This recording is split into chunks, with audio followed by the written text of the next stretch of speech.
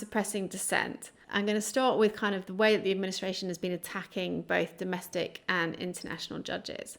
So let's start domestically. And it all centers around this woman called Lindsay Halligan. She is a former personal lawyer to Donald Trump. And in September, she was appointed as interim US attorney for the Eastern District of Virginia after Trump fired the previous attorney. And then she immediately signed off on indictments against Trump's perceived enemies, James Comey and Letitia James. But then her appointment was ruled unlawful by a federal judge.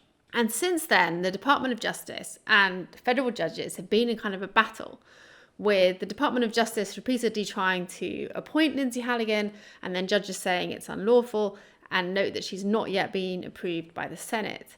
And so last week, Pam Bondi, who's the Attorney General, basically attacked federal judges in Virginia, basically saying that they launched an unconscionable campaign of bias and hostility against Lindsay Halligan, who was recently, yet again, stripped of her US attorney title. So I actually think, the international threats are even bleaker. So effectively, Donald Trump's administration wants the International Criminal Court to amend its founding document specifically to say that it will never investigate Donald Trump or his top officials for their conduct during his administration. And they've also said that if the International Criminal Court does not do this, they will impose new US sanctions on it.